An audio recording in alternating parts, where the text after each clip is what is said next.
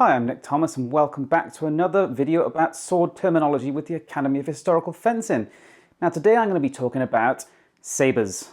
Now sabers can be spelt two different ways, as in the title of this video. They can be spelt with the ER or RE ending. The good news is that they are the same thing, it's just one is American English and one is British English, although curiously they can sometimes mean something slightly different, and we're going to go through that in this video.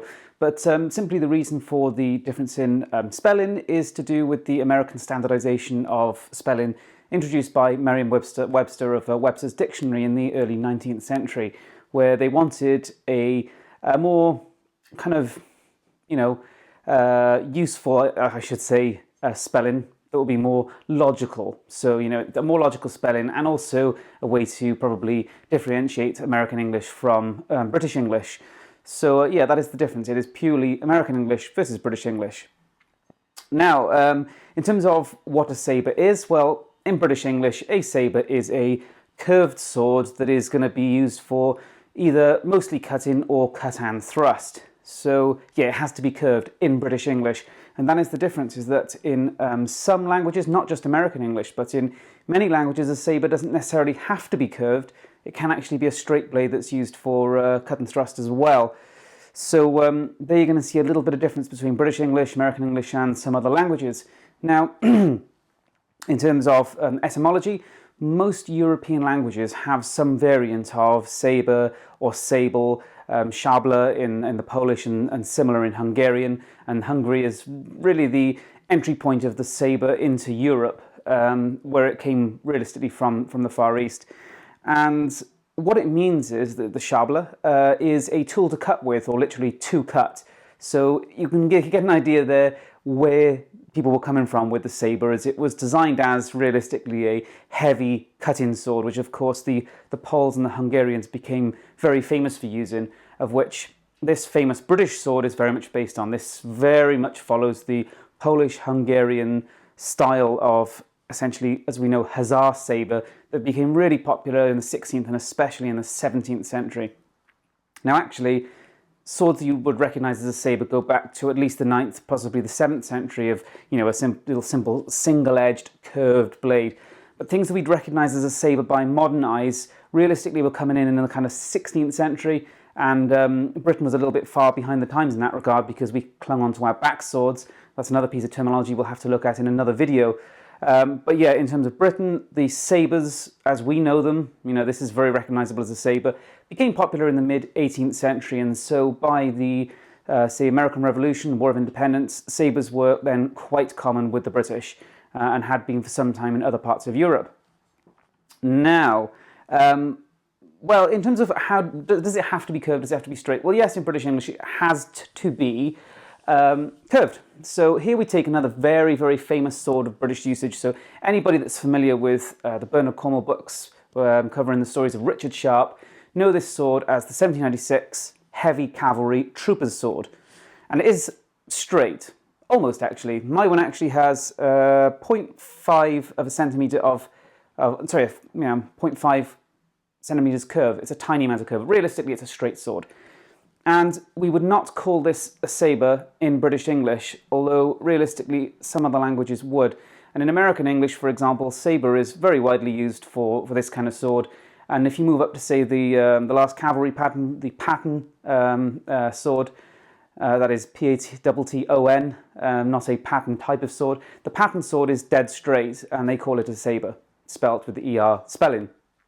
But in Britain, we wouldn't. So this particular sword we would call broadsword, backsword.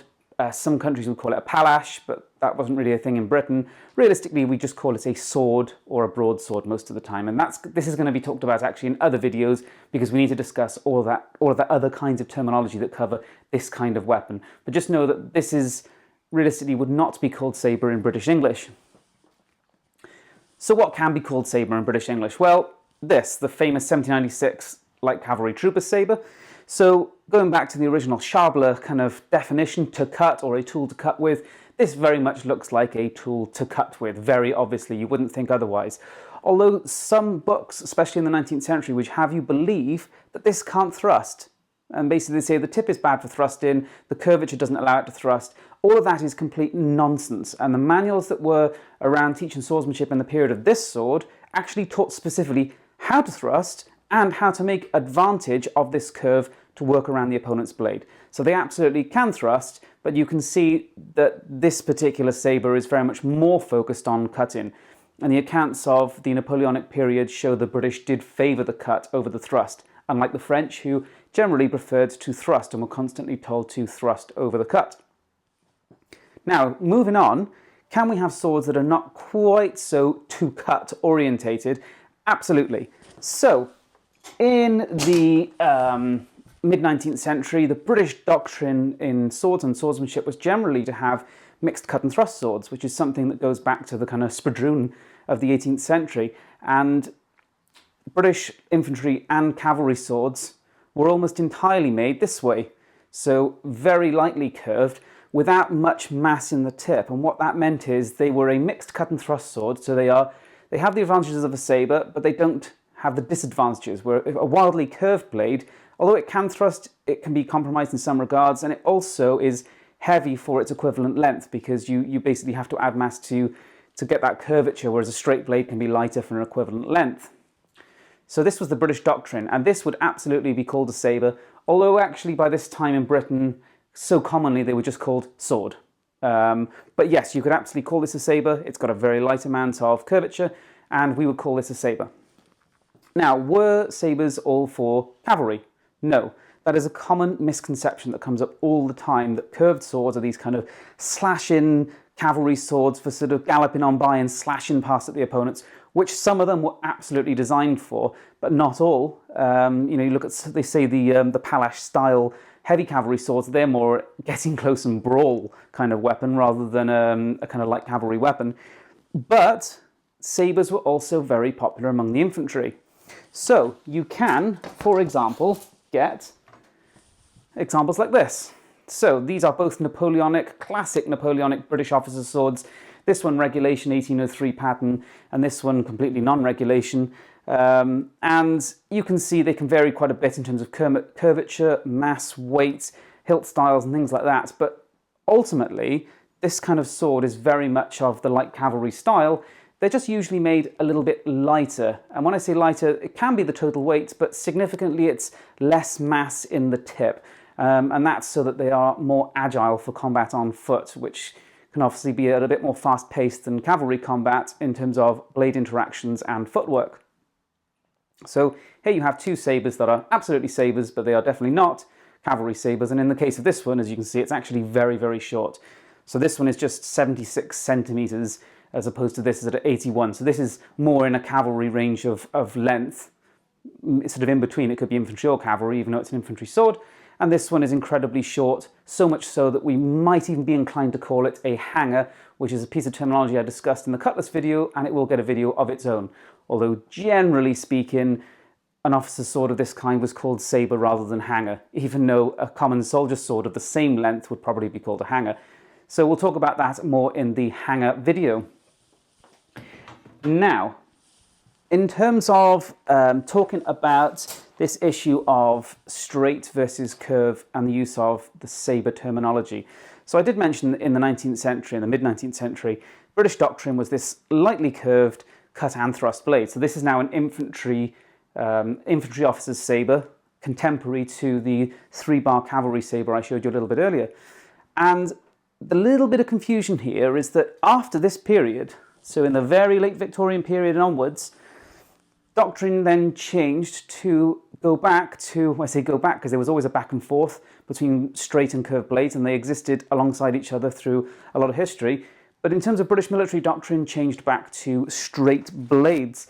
And what happened is we end up with these two. So this is the 1897 infantry officer's sword, and this is the 1908 trooper's sword. And you can see they both use a similar approach, as they both have a lot of hand protection, they have agile light tips, and they're fairly long blades as well. So they're more designed for thrusting, but they can still cut. And would we call these a sabre? Not in British English, no. Even though, again, some nationalities would. So we would just call these a sword. Although if you use older terminology, you might be inclined to call this one a spadroon, and it would be kind of confusing what you would call this one in the 18th century. But anyway, yeah, by the time these swords were in use, generally just called sword. And curiously, some American sources might call a sword like this a broadsword, which has some legitimacy as well, but it's generally not used today. So yeah, British swords did go completely straight on both infantry and cavalry eventually, but they weren't called sabers. Some newspaper sources and things like that, and sources that maybe weren't in the know, might call them a saber. And there's further confusion that with Olympic fencing, they added the saber in as an Olympic fencing weapon, and it is dead straight.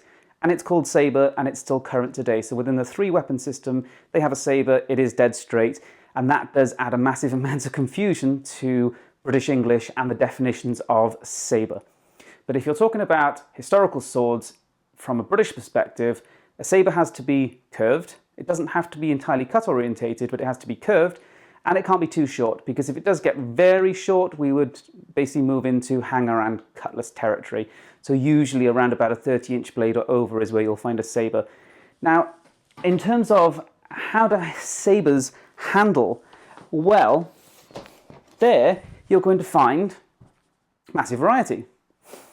A saber like this is heavy in the tip, and therefore it's got some real heft to it, but its total weight is not massive. So at 900 grams, it's not a particularly heavy sword, but because of where the mass is distributed, light hilt, heavy mass in the tip, so this one feels like a real choppy sword, okay? But sabers can have heavy hilts, they can have less mass in the tip, but they can vary in blade length. So a saber could weigh anything from 500 grams all the way up to 1.5 kilos, and it could have massively different handling characteristics due to its size or mass distribution. So you can't entirely say a saber is a slow sword, you can't say it's necessarily a heavy cutting sword, because they're not always, and you can't say whether it's fast or slow until you look at the individual example, and not just its total weight, but also its size, its hilt type, and its mass distribution, which is created by lots of different factors. So how does a saber handle? Well, you've got to look at them on an individual basis, because there's a lot of variety. So that caps off the saber video. Saber was ultimately and historically one of the most common, most popular swords, and it saw a lot of use among both the infantry and the cavalry. So thanks for watching. I will keep up this series covering lots of other terminology. I've already brought up new things in this video that you need to know about: backsword, spadroon, palash, all that kind of thing. So I hope you enjoyed the video. If you've got any comments, please put them below, and please do subscribe. Thanks for watching.